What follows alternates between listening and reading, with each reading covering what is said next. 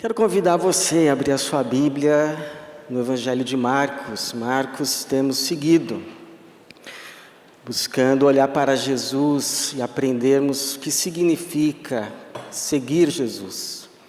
Nosso tema desse ano, Igreja que segue Cristo.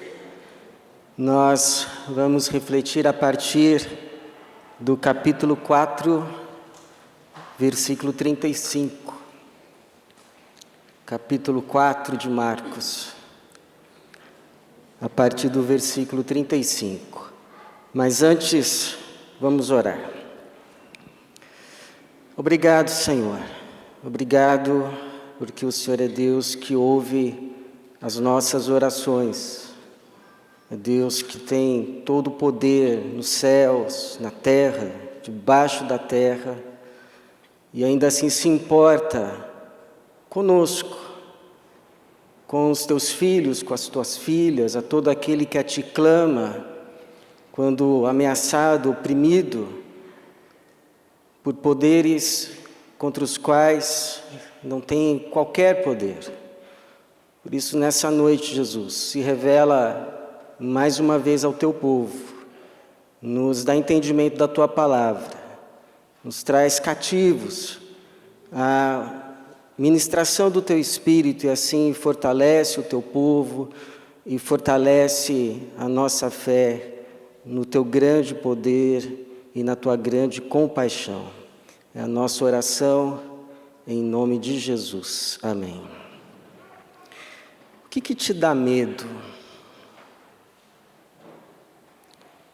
O que você teme? O que te amedronta? Tem gente que tem medo do poder da natureza, por exemplo. Tem medo de terremoto, tem medo de furacão, tem medo de tempestade. Conheço uma irmã que diz que quando menina tinha medo de tempestades. Quando começava aquelas tempestades de verão na tardes, aqueles relâmpagos, aqueles trovões, e a única coisa que a acalmava era se lembrar que Deus havia prometido a Noé que não destruiria mais o mundo com dilúvio. Isso a acalmava. Pode ficar ruim, mas não vai ser destruído. Tem gente que tem medo do poder das trevas, tem medo de assombração, tem medo de diabo, tem medo de espíritos. Tem gente que tem medo de doenças. Os que temem as doenças, os hipocondríacos, ou outros. Tem pessoas que temem a morte. Alguns temem morrer, ou pelo menos o tipo de morte que vai ter que enfrentar, ou tem medo da morte de alguém, de perder alguém muito próximo, muito querido. Eu tenho medo que a minha mãe morra. Tenho medo que o meu marido, minha esposa, meu filho. E nessas próximas 4 histórias, 4 narrativas que o Marcos vai alinhar em sequência para nós, todos esses medos e esses 4 poderes que estão acima do nosso poder. E por isso que quando esses poderes que estão acima de qualquer poder nosso, quando eles nos ameaçam, nos causam medo e talvez até desespero, eles estão também aqui retratados. Por exemplo, na primeira história, que começa aí no verso de número 35, os discípulos estão padecendo debaixo do poder da natureza. Eles estão navegando no mar da Galileia, que na verdade era um lago, mas cercado de montes. Então, quando vinha o vento, os montes meio que serviam de escudo, e o vento, então, ao invés de passar, se precipitava no lago, criando ondas que deixavam apavorados até pescadores acostumados ao mar, experientes como alguns deles eram, como você lê aqui no versículo de número 37, levantou-se então um grande vendaval, e as ondas arremessavam-se contra o barco, de modo que ele já estava inundando. O perigo era real de afundar o barco. Você teve uma amostra do poder do vento nesses últimos dias. Cidades no litoral, no interior do país, de São Paulo, melhor dizendo, que foram assoladas por ventanias, ventos alguns acima de 100 quilômetros por hora, de uma hora para outra. O tempo fechou, o vento veio e derrubou todos, derrubou estruturas, derrubou árvores, e gente morreu. Quando você está no meio de uma coisa assim, dá medo ou não dá? Dá medo. Dá muito medo. Você está diante de um poder acima do teu. Vai saber o que vai acontecer. Dá medo. Na segunda história, que começa no capítulo 5, um homem está padecendo, está sendo desumanizado pelo poder das trevas, porque o diabo quer destruir a imagem de Deus no ser humano. Então, quem ele domina, começa um processo de autodestruição. O sujeito vai se desumanizando, de forma que esse sujeito aqui, padecendo sob a opressão de 6.000 demônios, já estava enlouquecido, já não parecia mais um ser humano. Verso de número 3 diz assim: esse homem morava nos sepulcros. Não era nem um morador de rua, era um morador de sepulcro. Nem mesmo concorrentes, alguém era capaz de prendê-lo. Verso de número 5. Noite e dia, ele andava sempre gritando e se ferindo com pedras pelos sepulcros e pelos montes. Faz-me lembrar um poema do Manuel Bandeira, que ele escreveu em 1947.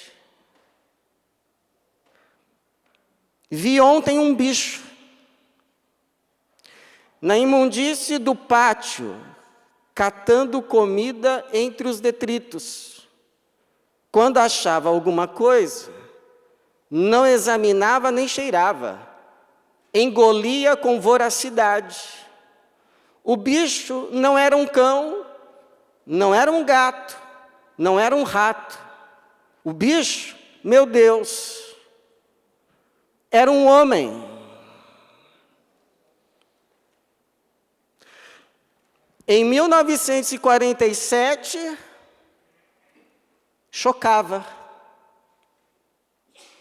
E hoje? Aquilo que a gente vai acostumando a ver, vai se tornando normal. A gente vai ficando indiferente. A gente não se choca mais, mas isso não é normal. Isso é diabólico. E nós não podemos simplesmente nos tornarmos indiferentes. Indiferentes. Aí vem a terceira história, a terceira narrativa de uma mulher padecendo debaixo de uma doença sem cura. Capítulo 5, a partir do verso de número 21, se tratava de uma hemorragia. A mulher sangrava, já há 12 anos, sem parar. Imagine o seu estado.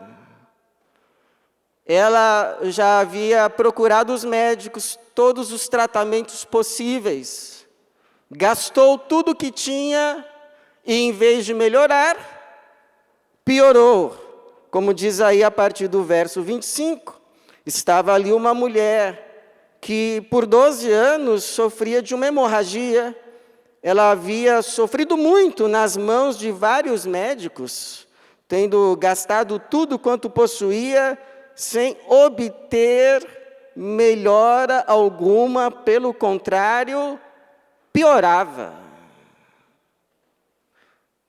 Então imagine, Deus o livre e guarde,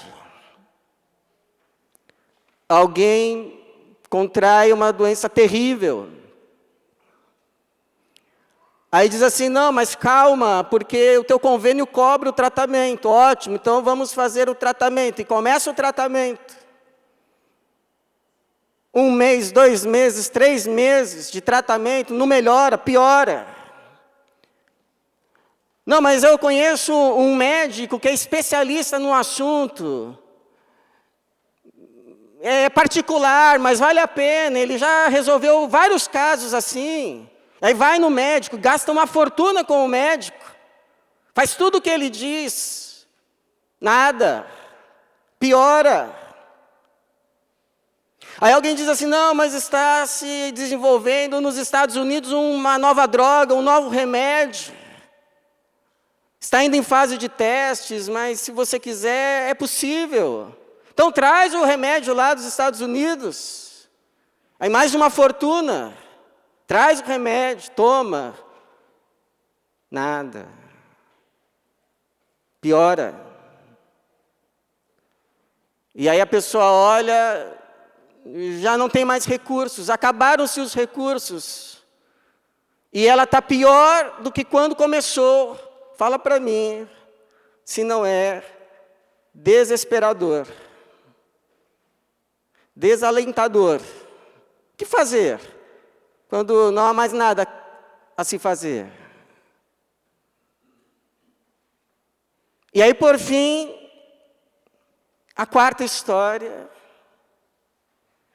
de uma menina que é visitada pela morte. Uma menina de 12 anos apenas, para desespero dos seus pais, verso de número 35, enquanto ele ainda falava, chegaram pessoas da casa do chefe da sinagoga, a quem disseram, a tua filha já morreu. Por que ainda incomodas o mestre? Isso é jeito de dar notícia. Mas foi assim. E eu penso que essa é a pior notícia. Porque de todas as perdas, imagino eu que não exista perda mais dolorosa do que a perda de um filho. A perda de uma filha. Porque, como dizem, o natural não são os filhos, ou melhor, não são os pais enterrarem os filhos, mas os filhos os pais. É a ordem natural da vida nesse mundo. Então estão retratados aqui esses poderes que estão sob qualquer poder nosso. E por isso, quando um desses poderes nos ameaça, poder da natureza, poder das trevas, poder de uma enfermidade, poder da morte, quando um desses poderes nos ameaça, a gente sente medo. Porque a gente tem plena consciência que são poderes acima do nosso. Pergunta: o que a gente faz quando estamos diante de um desses poderes e que nos ameaça?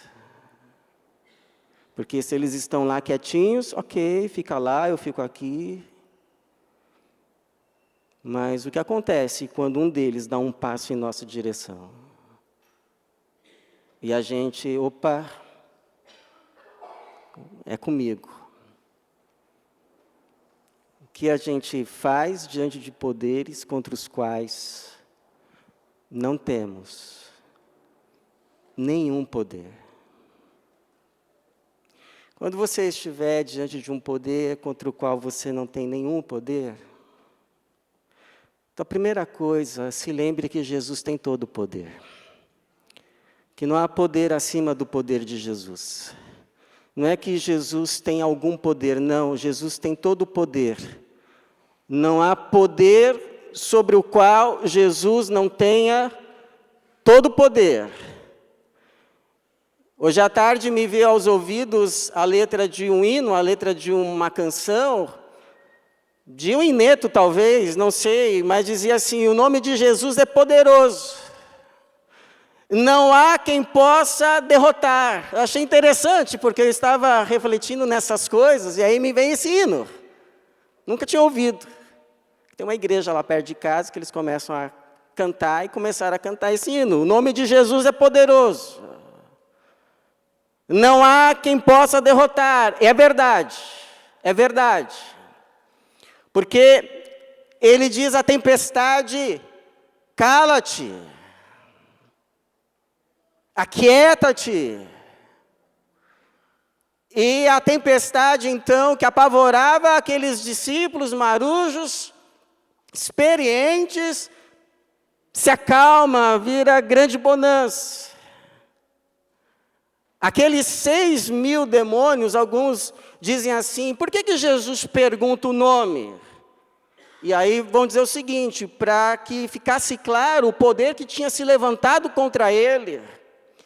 É como se o diabo chegasse e dissesse: somos 6.000. São 6.000. Não tem só um demônio aqui não, nem 2, nem 10. Tem 6.000. Vai encarar? 6.000. Já pensou? 6.000 demônios contra você? É como diz o Castelo Forte de Lutero: estaríamos perdidos. Mas quem sai correndo com medo não é Jesus não, são 6.000. São 6.000 que batem em retirada diante de quem estava lá diante deles. E Jesus liberta aquele homem e lhe devolve a sua humanidade, a sua sanidade. Quando a mulher que sofria da hemorragia toca, só toca na orla do vestido de Jesus Cristo, ele diz: de mim fluiu poder. E poder que estancou aquela hemorragia, não por uma semana, não por um mês, não por um ano, não por 10 anos, para sempre. Para sempre. E a menina que tinha sido engolida pela morte, com 12 anos de idade, uma tragédia. Jesus a levanta da morte, como se acordando alguém do sono. Para mim, isso aí é só como se fosse um sono. Menina, levanta-te. E ela se levantou. Porque não há poder acima do poder de Jesus, nem no céu, nem na terra, nem debaixo da terra. Louvado seja o nome de Jesus. Não há poder acima do seu poder. Ele tem todo o poder, sobre todo o poder, contra os quais não temos nenhum poder, mas Ele tem. Nós não temos, mas o nosso Senhor tem. Então, por que a gente precisa saber disso? Para a gente não deixar de fazer o que a gente tem que fazer, que Ele nos ordena fazer, que Ele nos mostra para fazer, por medo. Uma coisa que eu aprendi é que tem coisas que de fato a gente não deve fazer, mas nunca por causa de um medo infundado. Não por causa de medo. Se é certo fazer, tem que ser feito. Deixa eu te falar, a única coisa que você precisa ter medo nessa vida, só há uma coisa que de fato você precisa ter medo nessa vida: pecar. Disso você precisa ter medo. Porque isso sim destrói a tua vida. Isso destrói. O salário do pecado é o quê? A morte. Agora, todos esses outros poderes aqui, ainda que eles te matem, Jesus te ressuscita no último dia. E aí você vai olhar para a morte e dizer igual Paulo: onde está, ó morte, a tua vitória? Não estou dizendo que a gente vai ser imprudente, nem nos colocarmos em risco à toa, mas que não vamos deixar de fazer o que deve ser feito. Quando deve ser feito. Porque se Deus é por nós, quem será contra nós? Então, é para fazer? Então vamos fazer. É como diz John Wesley: dê-me 100 pregadores que não temam nada senão o pecado e que não desejam nada senão Deus. Eles sozinhos abalarão as portas do inferno. E para a gente acabar não fazendo o que a gente não deve fazer, porque quando estamos diante de um poder que nos ameaça, há coisas que são legítimas a serem feitas, podem ser feitas, devem ser feitas, e outras não. Tem um ponto ali. Até aqui é legítimo, a partir daqui não mais. A partir daqui você já ficou errado. Então, por exemplo, Davi fugindo de Saul, que o perseguia para o matar, devido a ciúmes, devido à inveja. Então, Davi fugir de Saul, legítimo. Davi se esconder na caverna de Adulão, legítimo. Davi pedir exílio em terra estrangeira, legítimo. Davi matar Saul quando teve chance, ilegítimo. Por isso que quando teve chance, não o fez. Porque antes de temer Saul, temia a Deus. Os homens dizendo: vai que Deus que te entregou ele nas tuas mãos. Como poderei fazer isto? Ele é um ungido do Senhor. E aí qual foi a resposta de Deus? No tempo certo, no tempo devido, o que acontece? Saul morre. Pelas mãos de Davi? Nunca. Nunca. Nunca. E depois que Saul morre, Deus o coloca de forma legítima no trono de Israel, lugar que era de Saul. A quem você vai temer? A quem? Por isso, 1 Pedro 5,6. humilhai-vos, ou seja, se submetam. Se submetam debaixo da poderosa mão de Deus, para que Ele, a seu tempo, vos exalte. Como disse Jesus, não temam aqueles que matam o corpo e depois não podem fazer mais nada. Temam antes aquele que pode lançar tanto a alma quanto o corpo no inferno. É a Deus que a gente tem que temer, irmãos, e só a Deus. Esse é o único temor que deve habitar no nosso coração. Que eu não peque contra o Senhor. Mas quando você estiver diante de um poder acima do teu poder, e por isso ele te ameaça, por isso ele te causa medo. Então, se lembre que Jesus tem poder sobre todo poder, é a Ele que você tem que temer, e só a Ele. Mas lembre-se também que Ele se importa. Ele se importa.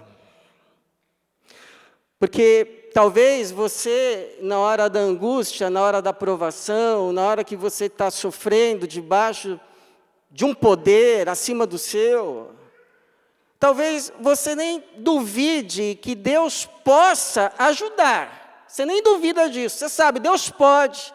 Mas talvez você duvide que Deus queira. Talvez você duvide que Deus deseje, que Deus, que seja da vontade dEle, que Ele se importe em ajudar. Ajudar quem? Você. Como o povo no tempo de Isaías 40, 27, o Senhor não se interessa pela minha situação. Já passou isso no seu coração? Já teve esse sentimento? Eu até sei que Deus pode, mas o Senhor não se interessa. Para Ele está tudo bem. O Senhor não se interessa pela minha situação. O meu Deus não considera a minha causa. Então, se já passou isso pela sua cabeça, saiba que passou antes na cabeça de outros. E talvez essa seja uma experiência comum de todos nós. Porque quando os discípulos estão no meio da tempestade, o que eles perguntam a Jesus? O verso 38 do capítulo 4, Jesus, porém, estava na popa, dormindo, sobre uma almofada. Os discípulos o despertaram e lhe perguntaram: Mestre, não te importas? O Senhor não se importa que pereçamos? E interessante é que Jesus na hora não responde nada, mas Jesus se levanta. Jesus se levanta. Jesus poderia ter virado do outro lado e...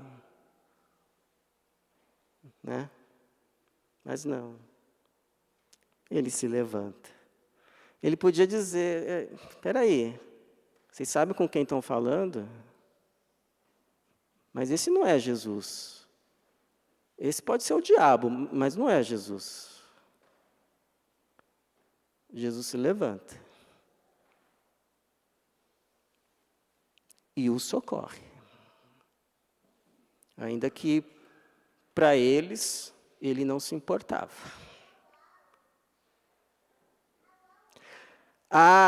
O homem que estava padecendo, que já não parecia mais homem, não parecia mais ser humano, Jesus não apenas o liberta daquele jugo opressor, esmagador, mas o texto vai dizer que Jesus lhe dá roupas.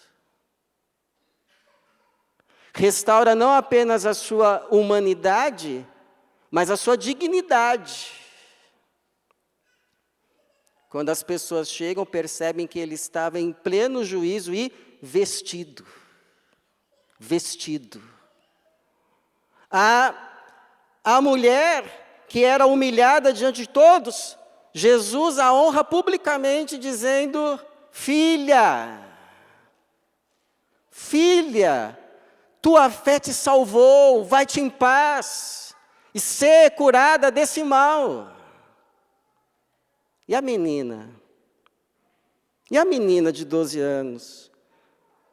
Faço questão de ler para você, verso 41 do capítulo 5. E tomando-a pela mão, disse-lhe: Talita cumi, que quer dizer: menina, eu te ordeno, levanta-te. Interessante, irmãos, que o Marcos preservou o aramaico, Talita cumi. Por quê? Porque ele quis nos mostrar que Jesus fez questão de se dirigir àquela mocinha, aquela menina, na sua língua materna, o aramaico. Então, para aquela menina, foi como despertar da morte, foi como ter despertado do sono de manhã com a sua mamãe chamando. Filhinha, levanta, está na hora.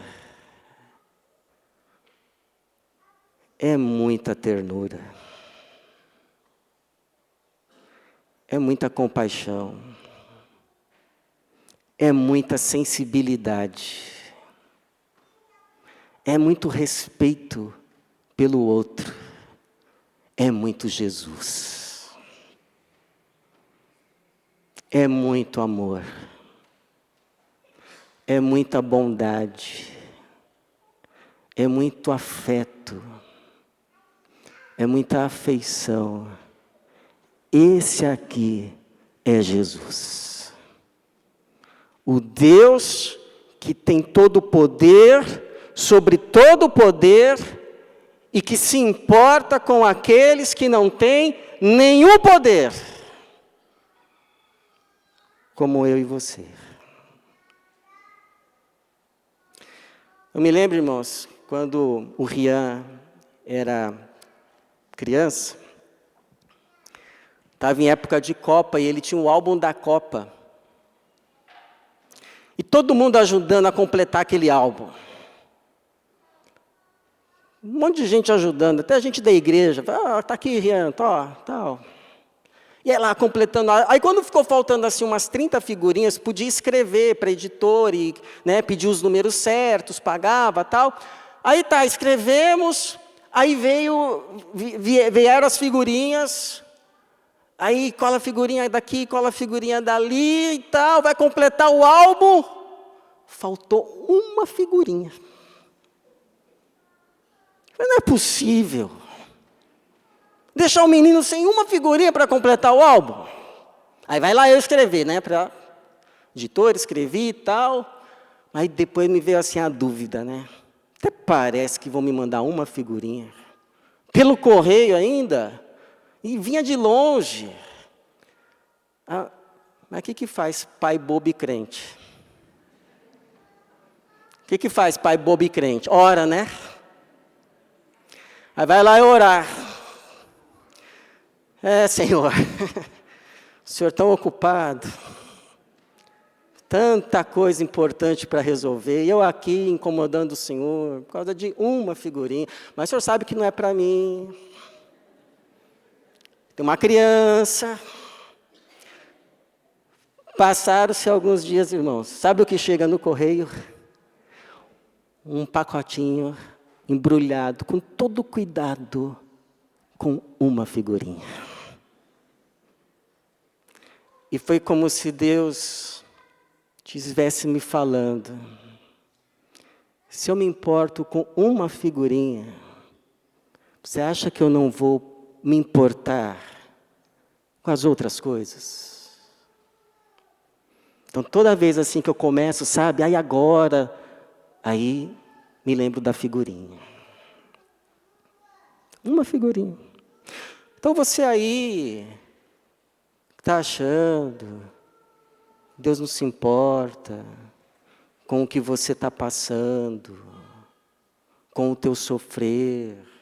Quero te lembrar o Salmo 103, 13, que diz assim, guarda aí no seu coração, recebe aí em nome de Jesus, como um pai se compadece de seus filhos, assim o Senhor se compadece dos que o temem.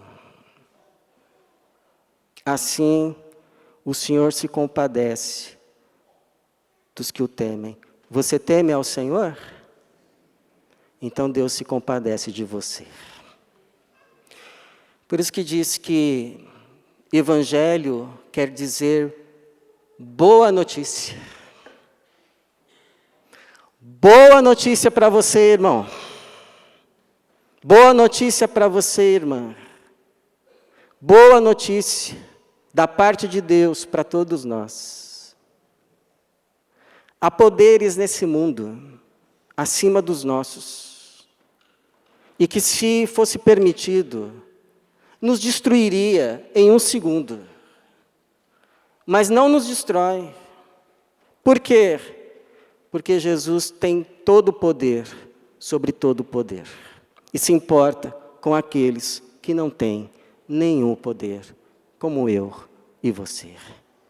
Essa é a boa notícia que Marcos resolveu resumir para nós, por meio destas 4 histórias. Jesus tem poder sobre todo o poder e se importa com quem não tem nenhum, como eu e você. A Ele seja a glória, a honra e o louvor na igreja, hoje e para sempre. Amém.